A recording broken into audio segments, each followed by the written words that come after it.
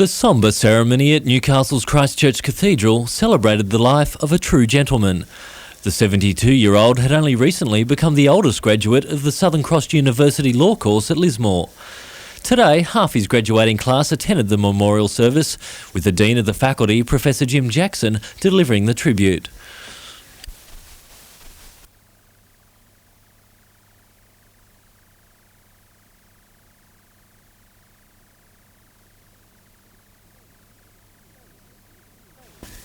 They were just a few of the many people whose lives have been touched by Jim Pollard, whether it be in his early years in Newcastle, as an administrator at the University of New England in Armidale, as a noted sportsperson, or as a retiree at Brunswick Heads on the North Coast.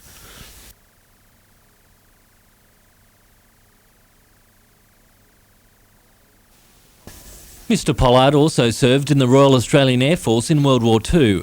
He survived that campaign, only to be struck down by another evil 50 years later. 35 candles have been lit in the cathedral to represent the victims of that dark day. But for the family, there is little consolation after an episode in Australia's history that has raised many more questions than it's answered. Richard O'Leary, NBN News.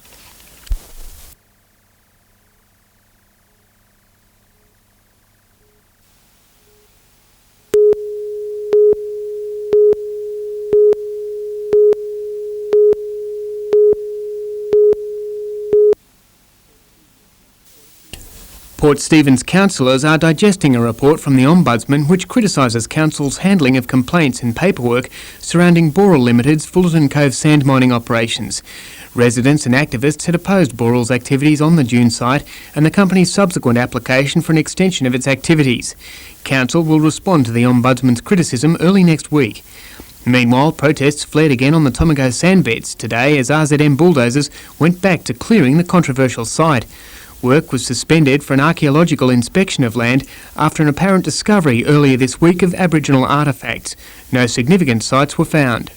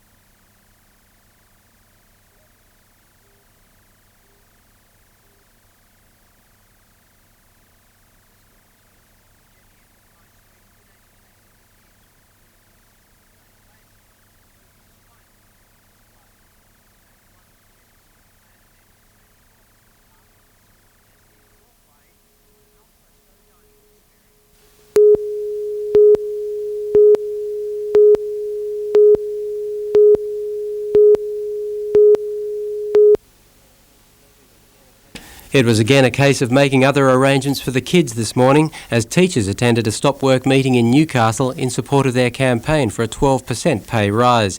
From state and Catholic schools and TAFE colleges, they overwhelmingly adopted a union recommendation demanding the Carr government end the dispute without forcing it before the Industrial Commission. We're not anxious to have the educational standards of the state and the working conditions of teachers and learning conditions of children arbitrated by a court that really doesn't understand the education industry. We would prefer to see a negotiated settlement and a political settlement. And the teachers are stepping up the pressure, promising a 3-day strike if the government fails to fund their pay claim in the state budget in 11 days' time. We think the 12% claim is fair. It's always... Even Bob Carr said he'd like to double our salaries. Double is 100%. We've asked for 12. The teachers were back at work by 10 this morning. The state and Catholic education officers both saying today's stoppage caused minimal disruption in local schools.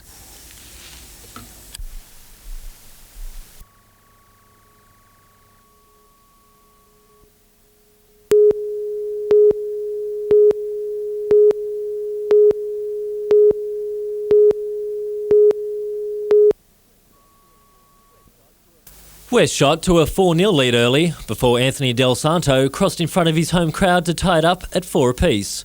but Brett Hode split the Tars defence to put the equal competition leaders back in front. The FA Cup may be tonight, but West got into the soccer spirit a few hours early to extend the lead to 14-4. Another break by Hode, this time from the kick-off, put Tony Price over the line and knocked Waratah out of the match. The final score 60-10. The Lakes and Central Charlestown game is still being played.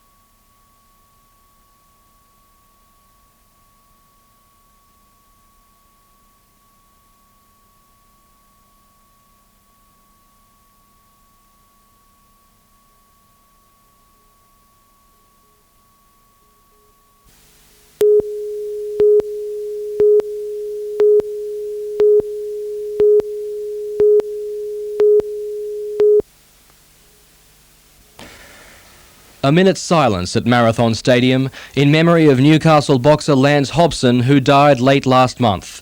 It was an inspiration Newcastle was to build on, Adam Muir storming over after 4 minutes. The Chargers hardly had time to regroup before the hometown heroes were in again. The try of the half came 28 minutes into the game, several sets of hands finding a willing Tony Butterfield to take the lead out to 20. When he galloped away for his second, the Gold Coast was facing an embarrassing 26-0 half-time score. Any hopes of a Chargers revival were snuffed out early in the second half, thanks to Newcastle winger Brett Grogan. Darren Tracy added 2 of his own to the tally. The Newcastle Knights in an awesome display, 42-0. Robert Ovadia, NBN News.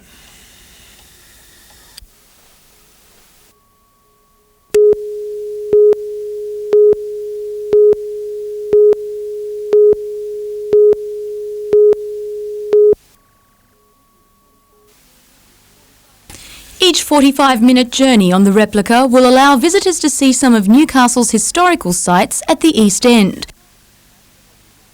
Creator of the famous tram, Newcastle businessman John O'Brien, says he conceived the idea for the vehicle while on holiday in Western Australia.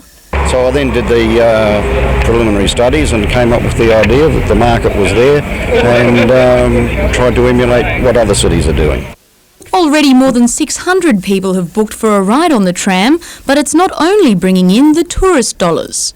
The jobs that we've generated for Newcastle, the jobs that we're going to generate, and the visitors that we're going to generate is going to do a lot for Newcastle. It was Bruce O'Neill's job to make John's vision a reality. He says it wasn't an easy task.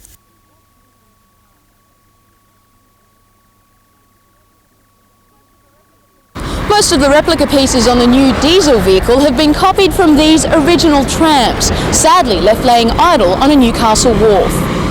3 years ago, a weekend tourist tram service did operate along the Newcastle foreshore, but due to financial difficulties, it closed. The replica will now take its place. Simone Thurtell, NBN News.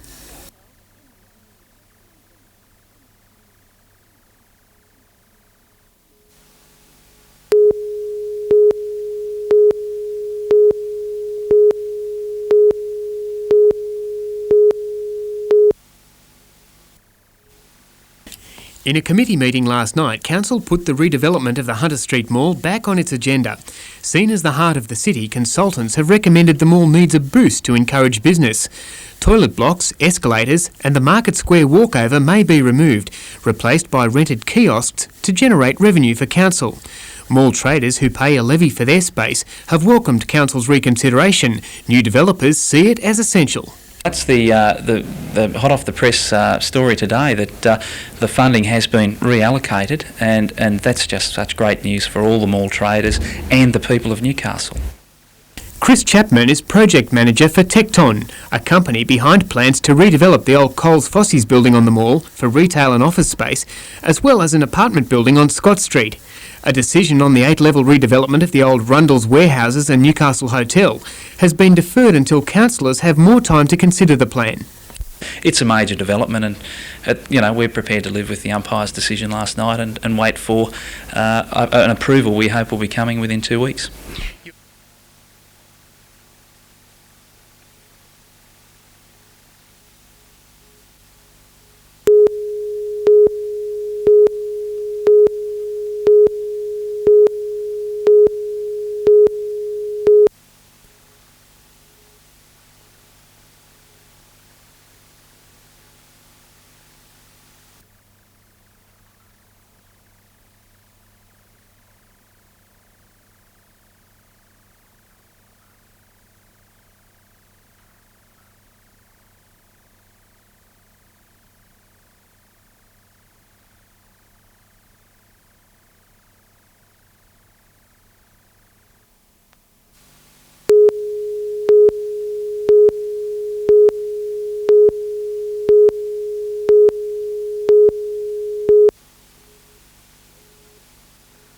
When Mark Hemming's backpack containing study aids worth $10,000 was stolen 2 weeks ago, he felt that his life was crashing down around his ears. But out of the cruelty of thieves has come something even more valuable than Mark's possessions, a restored faith in the kindness of human nature. Mark has had scores of offers of help from students and the public. It's been one of the most amazing things I've ever seen is the response from students at the university and people. I've even had bus drivers stopping their bus and asking me about it. Last Wednesday, Mark's backpack was found, minus its expensive computer equipment. However, the Lions Club has offered to replace what was stolen. Strathfield Car Radios has donated a special mobile telephone to help Mark get around more easily. And students today put on a fundraising barbecue to cover Mark's other losses. He's now about to reorder his stolen possessions. Hopefully when it comes, I'll be able to get back on track and catch up with the workload that I've fallen behind on. With more than $600 raised today, the only one looking nonplussed by all the fuss was Mark's guide dog, Sarge. Laura Saperstein, NBN News.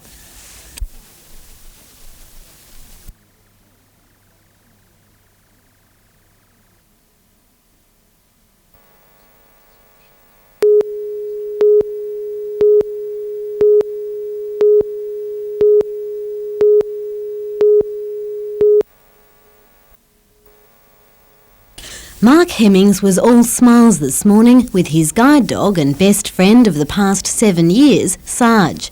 A second-year art student at Newcastle University, Mark relies on special hearing and reading equipment to get by. 2 weeks ago, his backpack containing study aids worth $10,000 was stolen. Last Wednesday, his hopes were raised when the backpack was found, but it was missing his expensive computer equipment. Today, there was finally a real reason to smile as Newcastle Police returned most of his missing gear. I've been given the trans-type unit that was stolen 2 weeks ago. As well, I've been given the FM hearing system which allows me to hear lectures at university. In the meantime, Mark has had scores of offers of help, including replacing the stolen equipment. Mark says the money raised for this can now be put to other good uses. Newcastle Police have charged a 17-year-old boy with the theft and a number of other incidents. It's been an excellent arrest by the anti-theft squad in that they've arrested this 17-year-old at his house at Broadmeadow. On searching the house, they were able to recover a great deal of jewellery and computerware and other items, adding up to about $25,000 worth of gear. Most of that gear's been returned to the owners.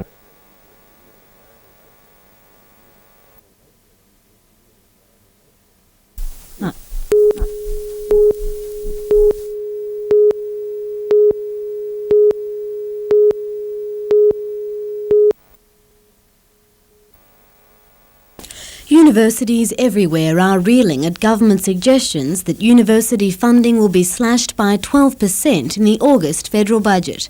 Newcastle University Vice-Chancellor Professor Rao Mortley says the university would simply not be able to absorb such a huge budget cut.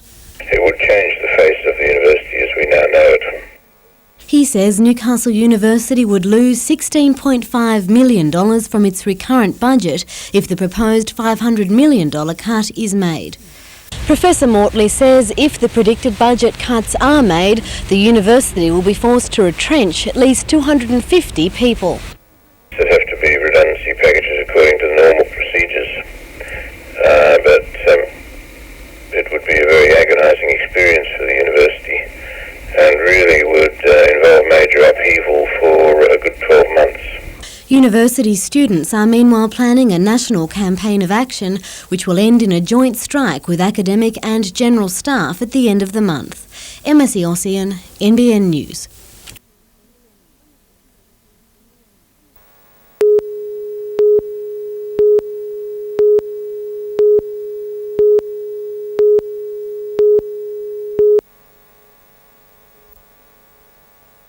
The White Oak Dance Group was busy rehearsing at Newcastle's Mary Walton Dance Studios this afternoon.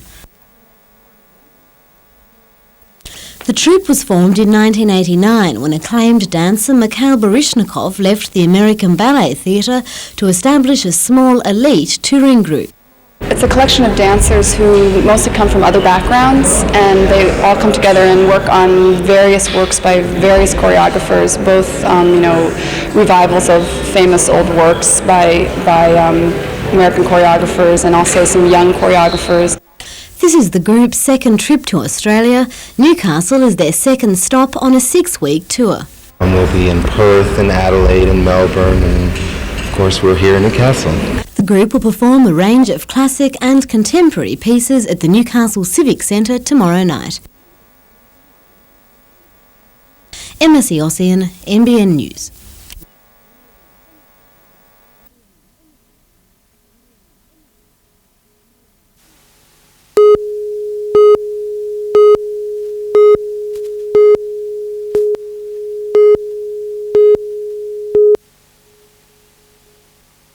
The ups and downs of the rodeo have always drawn a crowd, and with Aussie cowboys now making their mark in North America, the Bullring Battleground Series sets out to stamp a new professionalism on the local rough riding circuit.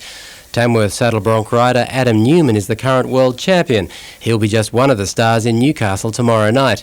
And contenders in the bull riding will have extra competition from Pac-Man, a 1-ton black Brahman who so far thwarted any rider's attempt to go the full 8 seconds. Australia's best bullfighting clowns should add to the show at the Newcastle Motordrome, proceeds going to the Starlight Foundation.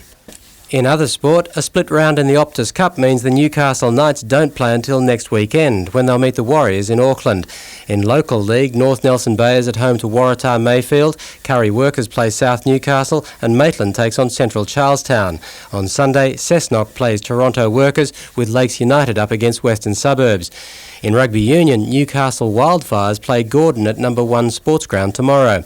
Gordon should be tough opponents, the 1995 premiers bolstered by the return of 6 players from the New South Wales Waratahs Super 12 side. And the Adamstown Rosebuds are at home to Illawarra this Sunday in their second round game of soccer's State Super League. Rosebuds' postponed first round clash against Warringah now set down for the 1st of June.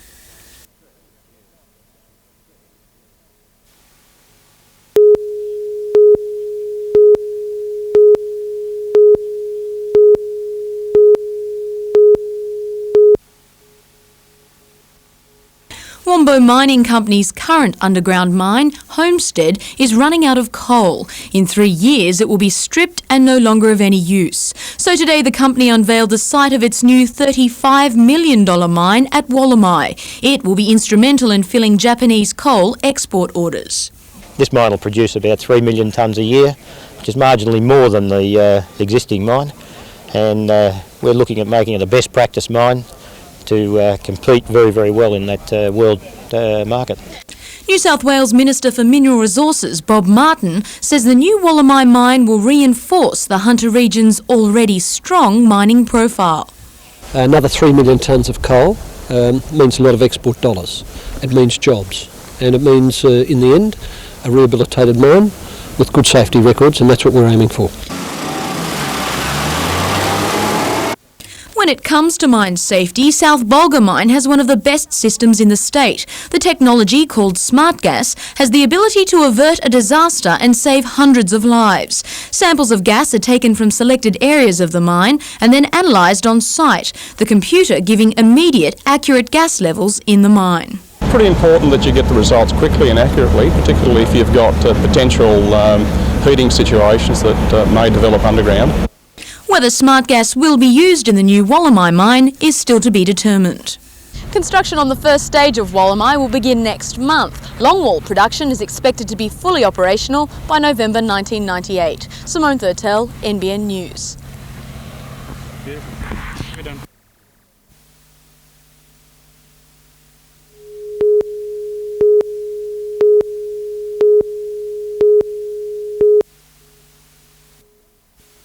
While most organisers of weekend events were praying for fine weather to hold today, the Red Shield door knock had its fingers crossed for rain.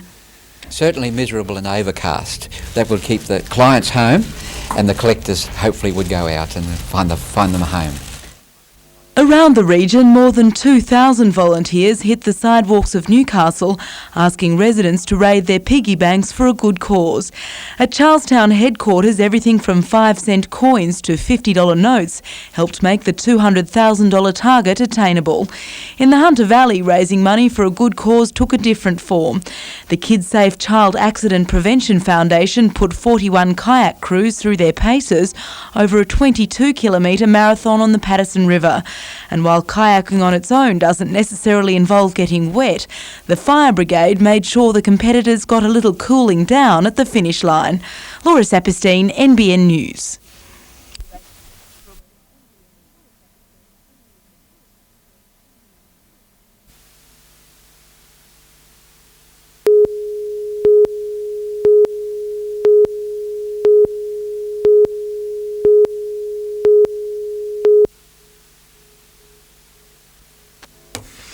Helikalani means heavenly place in Hawaiian, and today all eyes were on the heavens as rain threatened to put a dampener to the start of the carnival. Fortunately, the rain stayed away long enough to allow play in the mixed fours.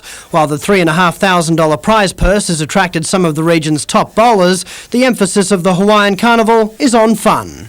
As you can see, the ladies here are wearing leis, coloured headbands, and that adds to the atmosphere of this carnival spirit that we want to prevail.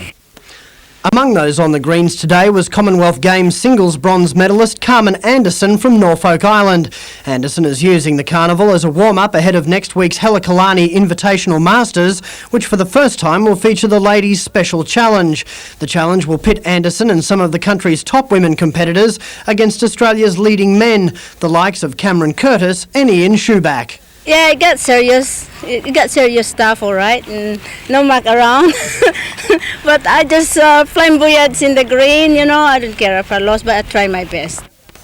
The Hawaiian Festival continues tomorrow when competition moves on to the men's pairs. Phil Hind, NBN News.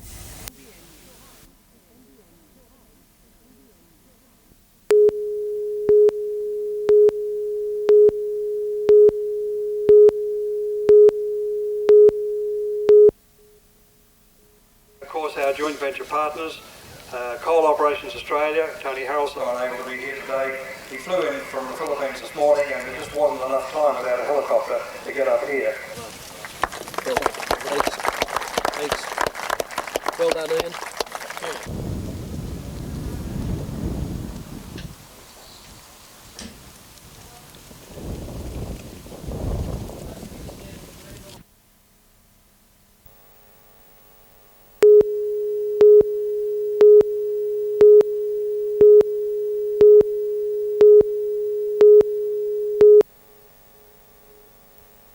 On any weekday, you'll find these Fire Brigade volunteers working for State Rail, the police, or in their own businesses.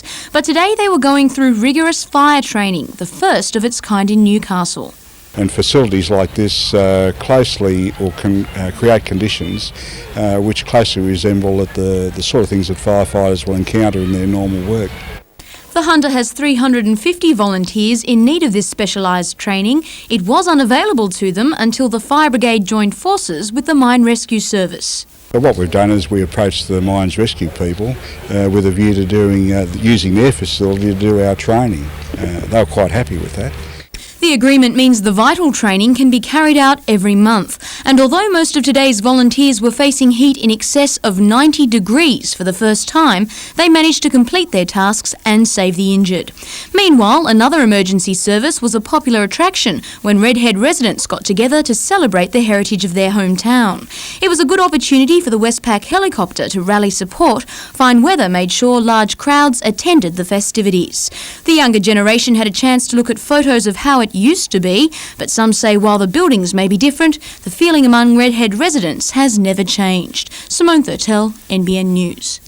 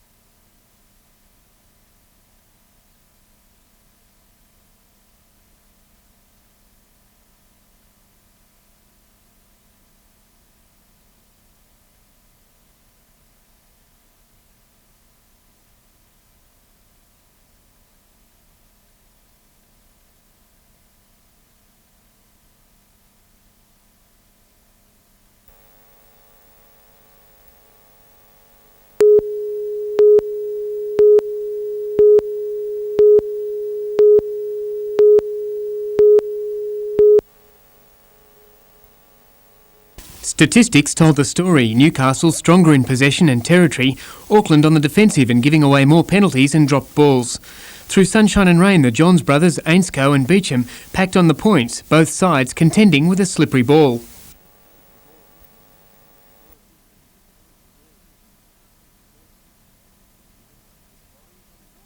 Warriors on the warpath put Newcastle under pressure and the crowd sensed a chance of going home satisfied. After that, and with only minutes remaining, Auckland played fast and loose.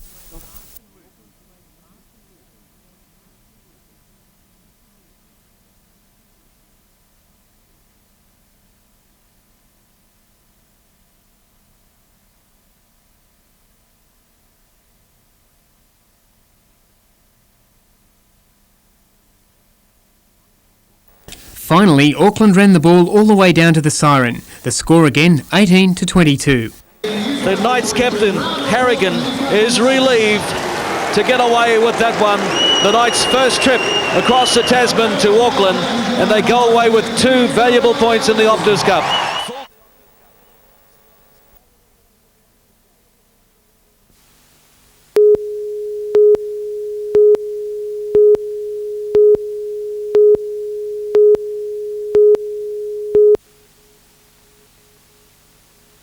From a standing start, teams run to their craft and speed eagerly toward walls of breaking water. There's luck involved, but skill too. The boats wait and weave, or take on the waves head first. Most shoot clear. Others get scrubbed. Crews from the far south coast in Sydney and from Brunswick Heads in the north came for the 2-day carnival. As well as the excitement, competitors are in it as a training exercise. They're tasked to pick up a patient out behind the breakers and bring them to shore as safely and quickly as possible.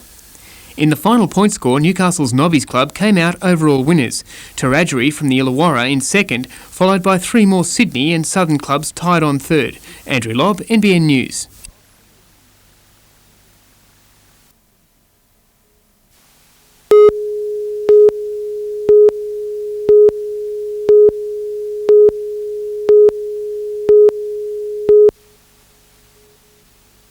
The match started as a try feast, with Cessnock crossing twice in the first 10 minutes.